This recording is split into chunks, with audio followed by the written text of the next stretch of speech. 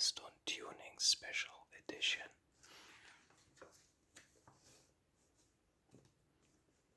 Last time we left off was a while ago. Been a bit sick, but I'm doing alright now. My voice is recovered, I think. And I wanted to start this one off by going backwards, actually.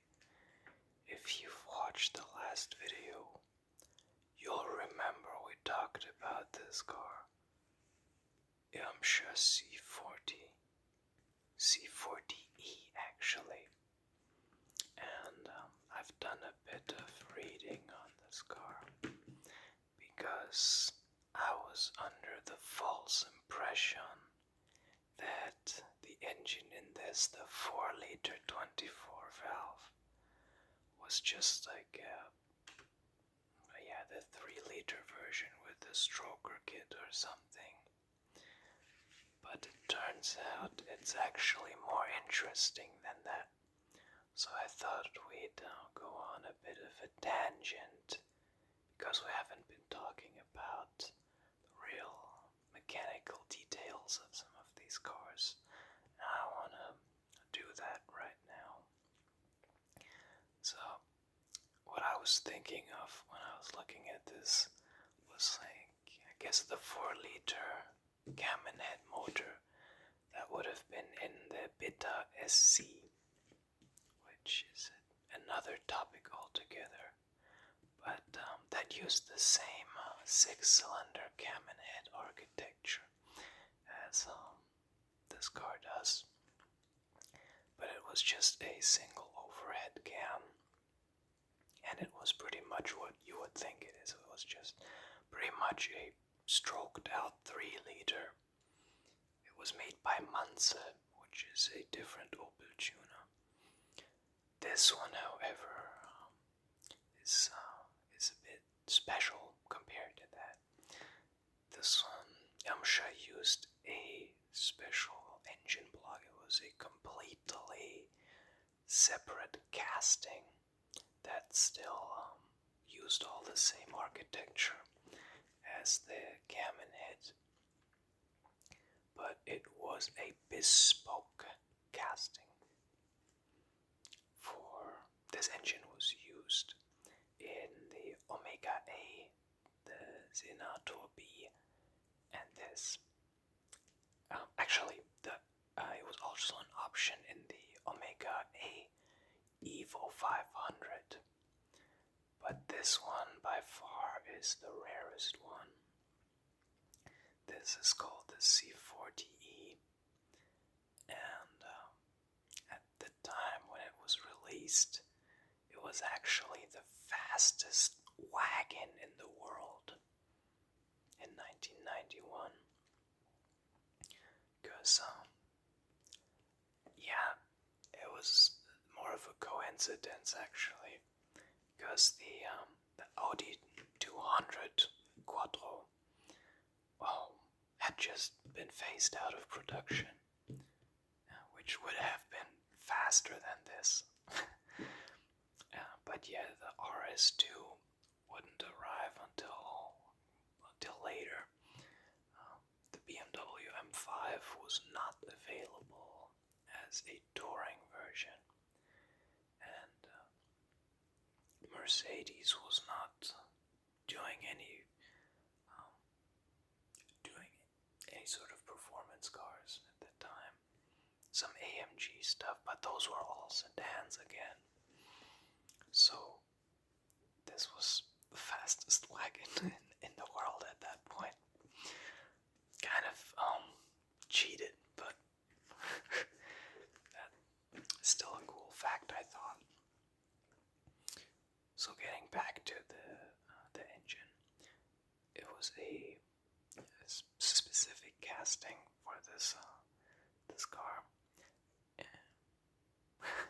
One more thing, getting sidetracked again, but this was also the rarest of the Irmscher special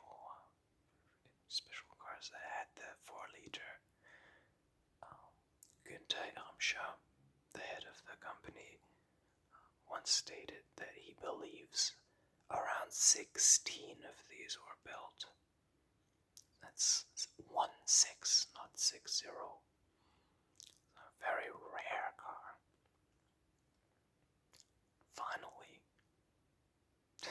getting back into that 4-liter engine.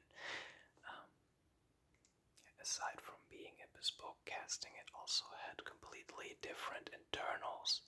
It had lighter pistons than the 3-liter, had all forged internals. And the bore and stroke were increased. The standard 3-liter 24 valve, I believe, had a bore of, what was it? 88 millimeters, I think. I don't know what that is in inches. And then a stroke of, I think it was like 68 millimeters. So a very very over square engine, sorry.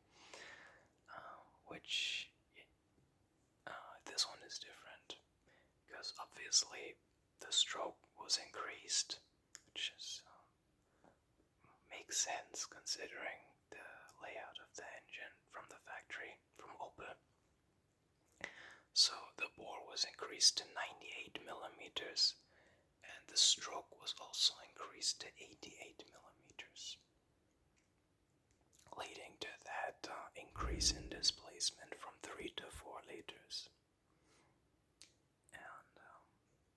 And it retained the dual ram system from the standard 3-liter 24 valve, which we did talk about last time.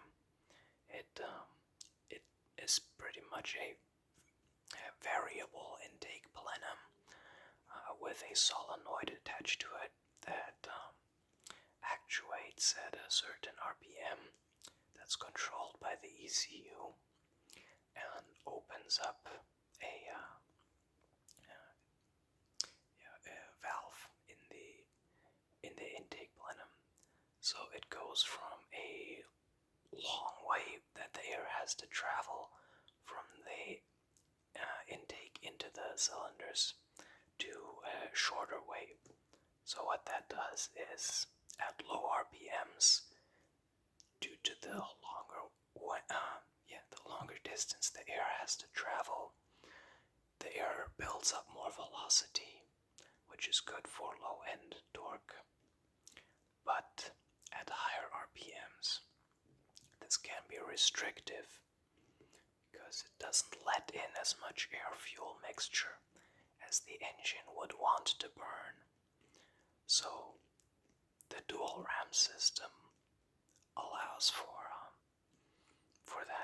that intake plam to open and let in a lot more mass of air-fuel mixture. So it's the best of both worlds. It's a very clever system designed by Opel, and a very simple one as well. So this retains that. So what does it all amount to? What do you get for all that niche engineering, that bespoke engine work there, that large displacement? Yeah, we're talking about a 4-liter inline 6. That's pretty big by any standard, especially European. So you would want more power, obviously. So how much does that translate to? The 3-liter Opel 24 valve made 204 horsepower, I believe. This makes 272. So a pretty good jump there, isn't it? 68 horsepower. But that's not the main selling point of this engine, because alongside that jump in horsepower, inches of torque to 395. So that's a bit more noticeable, isn't it? That's almost double what the 3-liter has. And if you're American, this would be equivalent to around 140 foot-pounds standard and around 290 from the 4-liter. So this is what allowed it to be the world's fastest wagon at that time. It's less of a performance car, but apparently the Irmscher suspension that they put into this was pretty good. It was more sports focused, but this would have probably had more of that sort of muscle car character with the big mountain of torque at low RPMs and the big everything. There's the large shape, the weight of it. These were available either with a 5-speed manual or a 4-speed automatic. I think the 5-speed manual version, it was definitely the faster one. And I'm not sure, I think it was about 265 kilometers per hour that it could reach as its top speed. The standard was 230, that 3-liter. So I thought that was a really cool tangent to go on. Hope you enjoyed that and you learned a little bit from that. And I would say we'll just continue where we left off, which was with this Luma GT that's been converted to a Taka top. But the next page we have is Mattich. And Mattich was a big name in the 80s and 90s. They made a lot of parts for a lot of different cars, and they are most known for this. This is a stamped steel wheel that was available in pretty much every size and every offset that you can imagine. This was on everything. And back in the day, you could get these, I think, in a 13 by 15 size. Other way around. It's 15 inches diameter and then 13 inches wide. You get the point. But yeah, they were very versatile because of that. It's in the 90s, 80s and 90s. There were a million different body kits and fender flares and everything. So this was a really cost-effective way to get the exact size and offset of wheel that you needed to properly fill out your ludicrously widened vehicle wheel wells without having to put spacers on it. And as you can see, it's on all of these cars right here. It's on this Cadet E sedan. It's on this 4-door hatchback. It's on this Calibra. And on this Spectra. However, you'll notice it's not on this. If this car seems familiar, that's because we've looked at it before.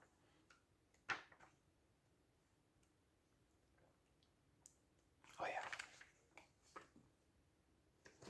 It was, wait. Oh, never mind. It's different. It's similar though, you get it. But this also has these wheels on it. So, what's interesting with these wheels is, these are called, this is called the Mattich Sportstahlfelge, which translates to sport steel rim. This is the Mattich Sport Aluminium Felge. You can translate that yourself probably.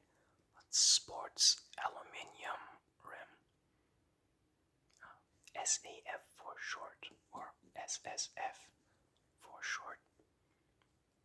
This is a 17-inch wheel, and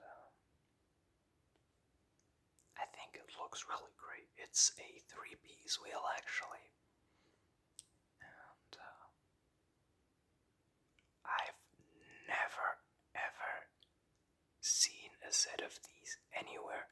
I haven't even found a set of these anywhere on the internet. I don't mean like on eBay for sale or anything, but no trace of this at all. This is the only medium, this magazine, where I've ever seen this wheel, and the article talks about it as if it was about to go into series production. If you have any information on this, what became of this project, please write a comment. I'd be very interested to know. Which I think it's a shame this didn't catch on, because I think it looks great, this 5-spoke design. I'll get a close-up of it for you. Doesn't that look fantastic? I think that's really cool. Even rivals some of the classic Japanese wheels, I think, in terms of style. But yeah, that's it for Mattich. Move on with a smaller tuner called Irmscher Creation. And guess what Mr. Werner Hirsch specializes on is widening. Especially here in the back, you can see all of these have been widened considerably. Look at this Cadet E. That's pretty crazy. This Calibra. And apparently he did this all in metal, which is pretty admirable craftsmanship to do that. Moving on, we have MS Design, which or Dello and MS Design. Yeah, it's not really spectacular, is it? It's pretty close to stock. This one is interesting because of the different hood. This is probably a fiberglass hood for the GSI Cadet, any Cadet. And this weird little fake intake thing. I'll leave it at that. We have an advertisement for Pioneer stereos. This is called Abwechslung. It's like variety or changing it up. It's probably like a reference, like tongue-in-cheek, that it has a CD changer built in. Here we have Mansell. Unfortunately, my issue is missing the centerfold poster. Someone must have put that up on their wall. But we get a shot of this Mansell Omega. You notice also 4-liter, 290 horsepower. So this one again uses the Cam and Head 3-liter inline 6 as a basis, but it retains more of that basis, and just it's just bored and stroked a wheel larger. This one, however, also has a Mansell specific body kit on it. So called the Magnum. Magnum by Mansell. It looks pretty cool, I think.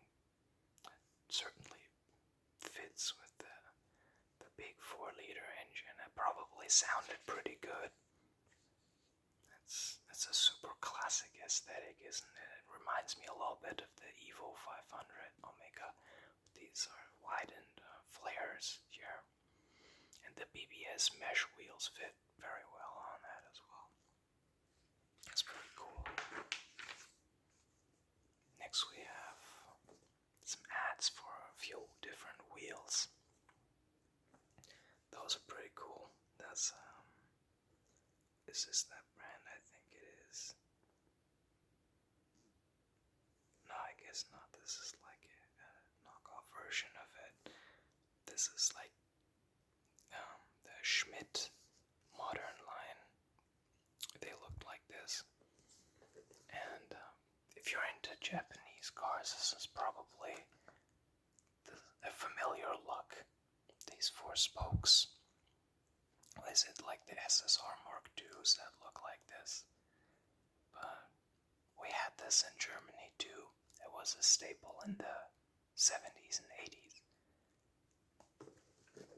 Not just on Opels as well, it says on VWs, Audis. You see these, like, this style of wheel on like first generation Polos. The other wheels are also fairly standard. Like, this is a Matic copy of a like BBS BBS wheel. Yeah, I'm not the biggest fan of these per se. We have an ad for Faces Creation.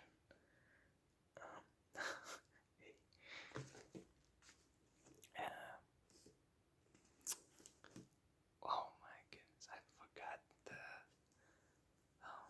sunglasses. There we go. A sunglass company, I guess.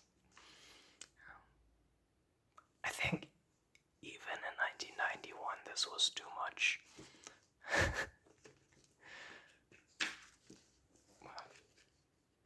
Moving on, we have a section for Lena. If I'm not mistaken, this was the widest body kit that was ever available for the Cadet E at 2 meters even. In imperial units, I think that's about 6'3" or something in width. It was called the Solution 1 and it's absolutely massive.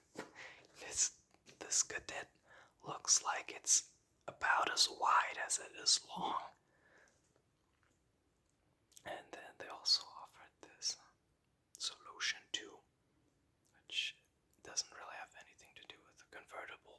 It's just a different body kit, which is way less extreme than the Solution 1. Also, these wheels are 11 by 15.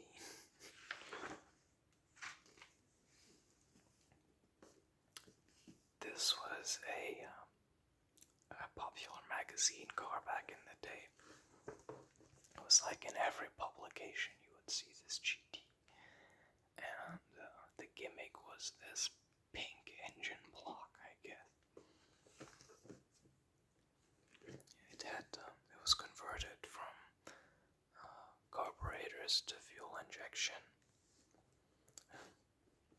It was kind of touted as this modernized GT or take on the GT, but it was really not all that innovative. It had fuel injection, but it was still a single cam, 1.9-liter cam in it, as you would have gotten in the GT from factory anyway, and has some different wheels, but I was never the biggest fan of this particular car.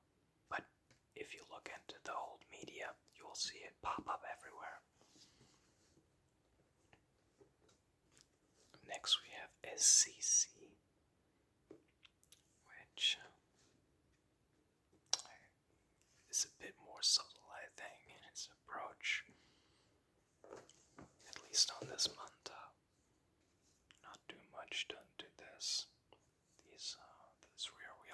bumpers are different. Other than that, it's quite subtle. This cadetless, so this is definitely wider than it was from factory. You can see it in that picture as well. But the rear, this back panel doesn't really match up with it. Make of that what you will. Oh, this company, it was called Langenberg, or KHL Langenberg is the full name, I think. They really tried to do the most with the Manta, as it did everyone. It has a large hood bulge here. It's a lot wider than it would have been from factory, and this front bumper is different. It picks up this visual cue of the late model grille with the 4 slats, and carries on that pattern down here in the bumper. It's an interesting look. Very 80s, super 80s. Not my taste exactly. Also, this cost 4,000 Deutschmark. So the kit, which, not just the kit, but also for them to install it on your Manta, which I think you could have bought like a base model Cadet E for that new back then. I'm not sure, maybe I'm tripping. Yeah, I'm tripping. You couldn't do that. A base model Cadet was probably like double that. So.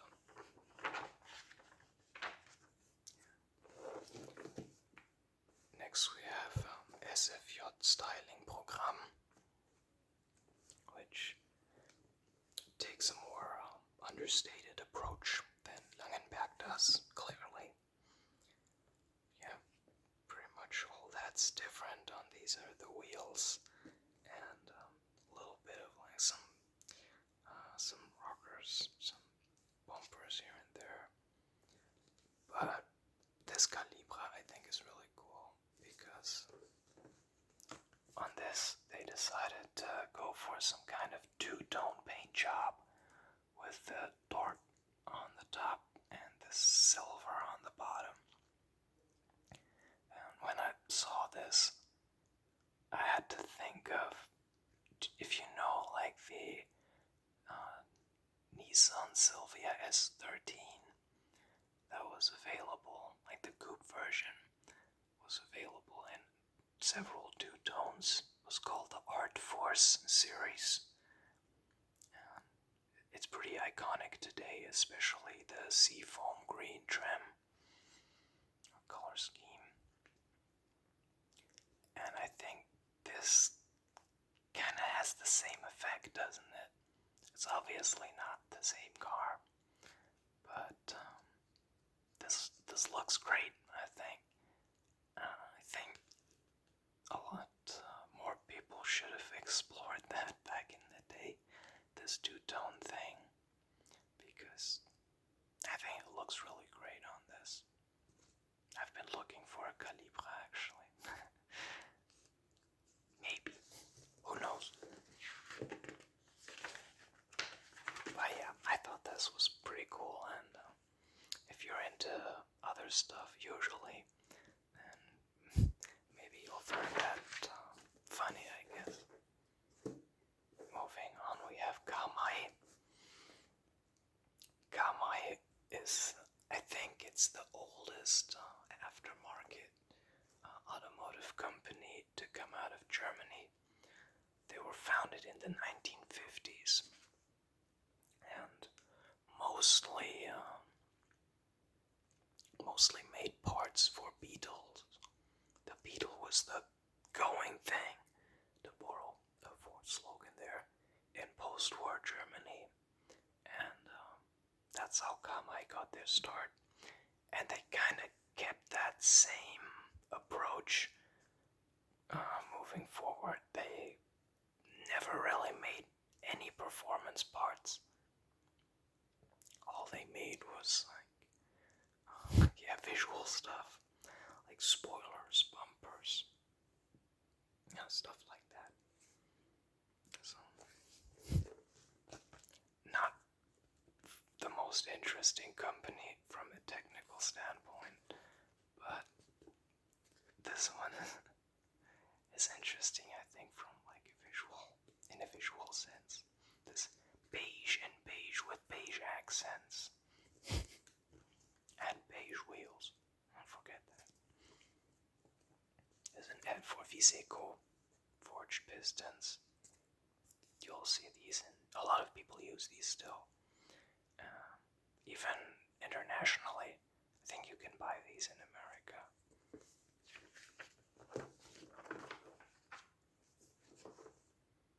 Now we have Hella. Hella isn't a tuning company. They specialize in automotive lights. So, headlights, tail lights, stuff like that.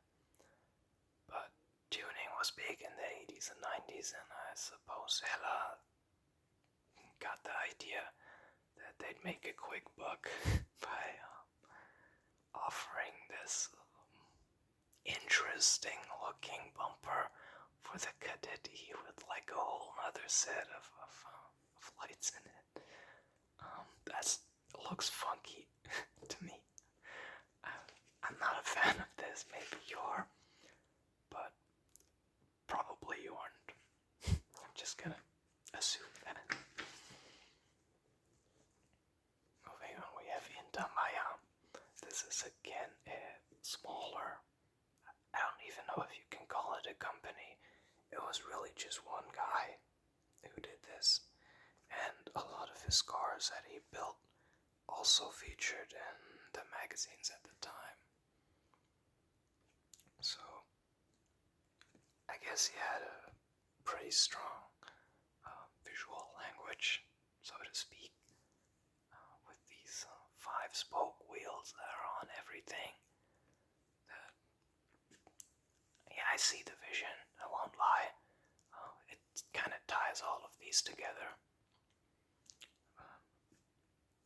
Other than that, I guess if you wanted this guy to make some performance upgrades to your car, or make it into a convertible, you could do that. That's about as much as I've heard about it. So we have car tuning, or K-tuning.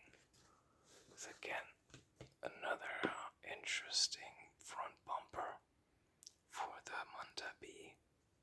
That's very similar to that one from Langenberg. Other than that, seems like it's sort of run-of-the-mill stuff.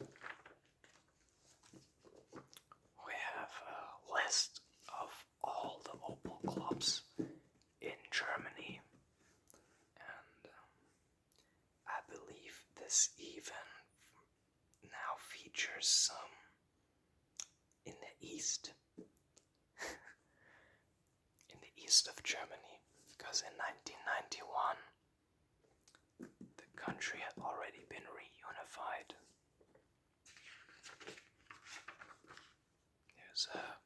That's a Corsa A, by the way, in the background. Yeah, there's a lot of clubs. This was a big thing, 80s and 90s. Cars in Germany really don't have the importance and the cultural nimbus, I suppose, that they had back then. So you can see there's clubs just for the Opel Ascona. Here's some international ones for the Corsa.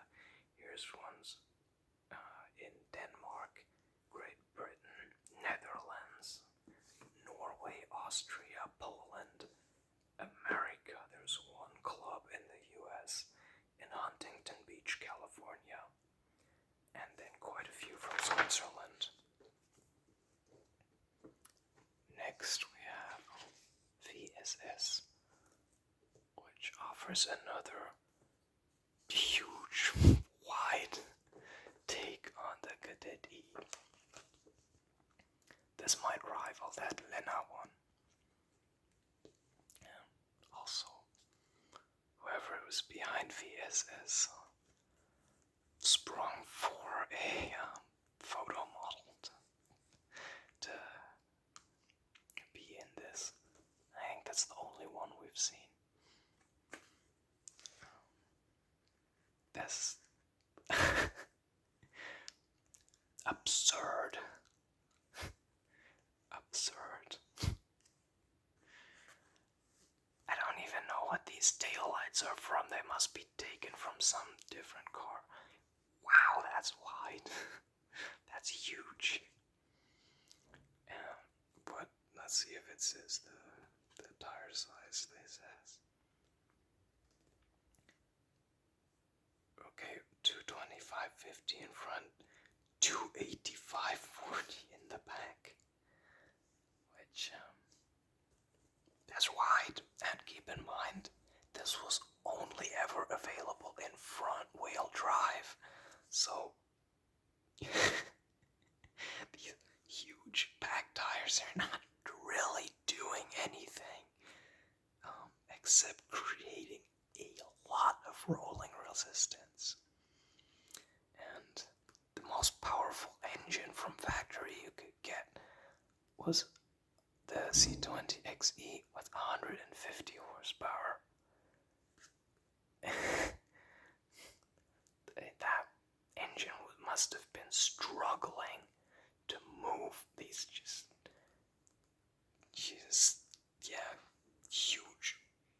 huge rubber, like tractor wheels. That's crazy. But that was the fashion at the time.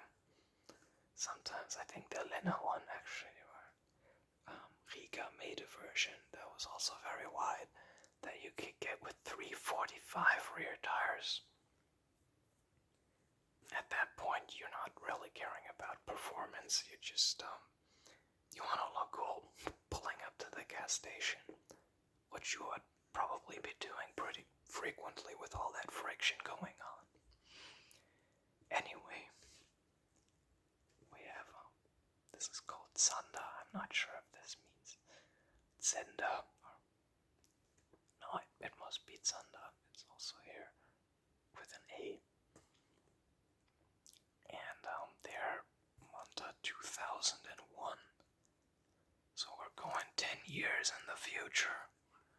The big airbrush on the hood. This is what cars are going to look like 10 years from now in 2001. They're going to look horrible. I'm sorry, but this, it doesn't really show on the camera, but this is like, it goes up in the middle. It's like it's wrinkling its nose at you. Yeah, that's a swing and a miss. Hard pass.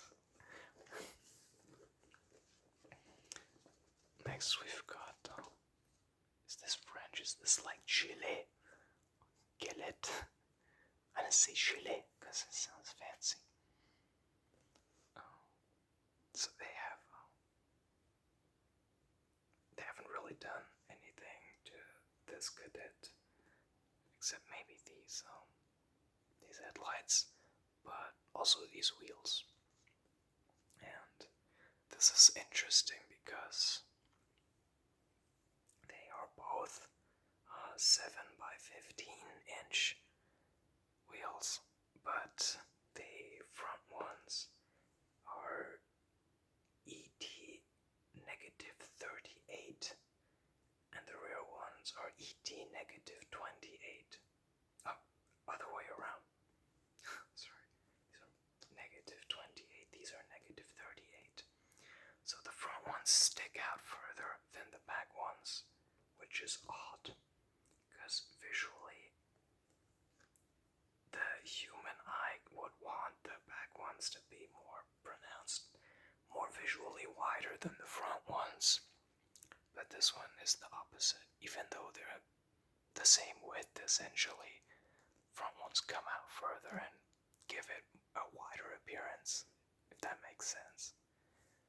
So they did it because the Cadet E has this surf line here, the squared off rear wheel arch, much like the Omega A does, which helps with wind resistance, but also means that you can fit wider tires in the front than in the back, or you can fit a different offset in the front than in the back. Typically you won't see people do this, and I can't say that it looks super fantastic on this either. We have some more stereo systems here. I don't know anything about them. I don't know the first thing about hi-fi or car audio. Then we have a few small things here. We have some springs. We have a limo antenna on this Golf, I guess it is. And we have a, this was a big trend back in the day. After the 190E Mercedes came out, I think it was, that had this single wiper blade that like went across the whole windscreen and had like a dip in the middle. It looked really like different from everything else. That became a trend. Everyone had to have this this single wiper blade. I'm glad this trend died out. It was kind of pointless. So we have Armin's. Yeah, I like these. They're subtle. This Calibra and this Corsa A. These the wheels on the Calibra, they fit. They're a 7.5 by 17. But this Corsa is what really piques my interest. I think this looks great. This is super 80s. I think still boxy. I think it has a bit of the rolled fenders going on front and back. And these wheels I think look great on it as well. I think these are like the forget the name, ATV, the ATV Swiss cheese wheels called. Oh yeah, with the chrome lip. I think this one looks really cool. That's real 80s Euro style. Textbook, if you will.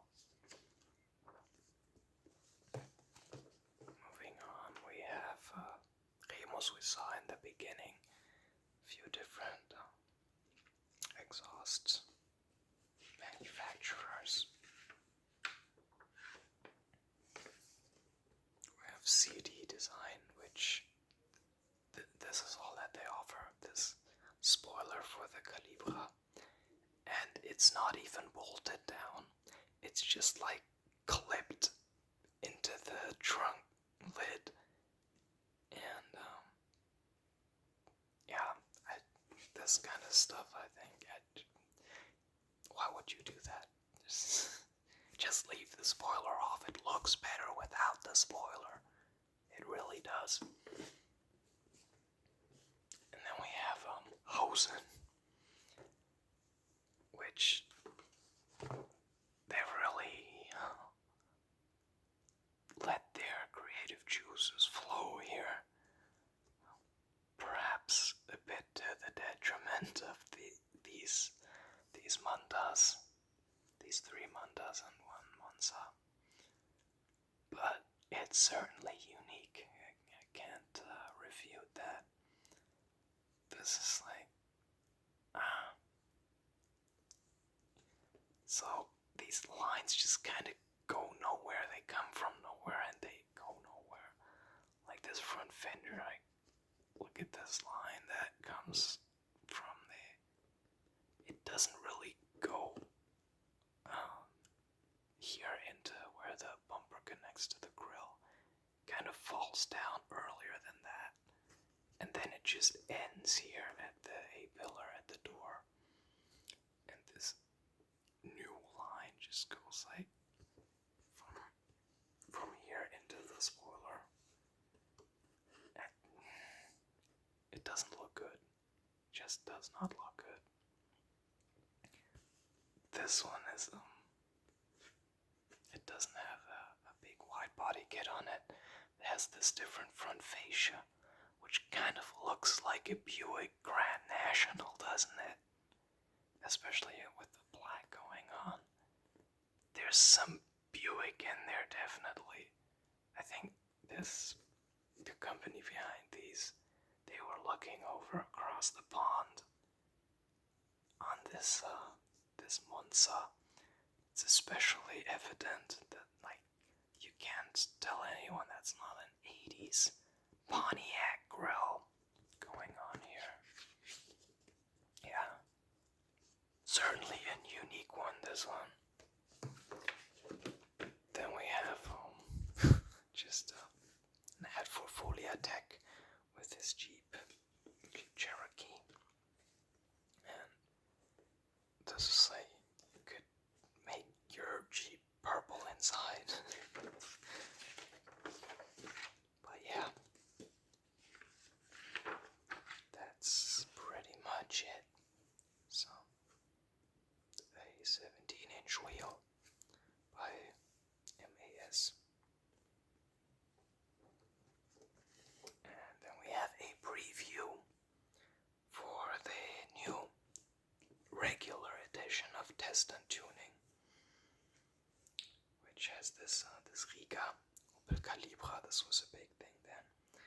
This is that a Golf? I think it's a Golf. That Langenberg Manta is in it. That's a Scirocco. The 190E again, and the then new Koenig Specials interpretation of the E31 8 series. But yeah, that will do it for this magazine. I hope you found that relaxing and informative. Let me know if you would like to see more of this format. If you would perhaps like to see some different brands.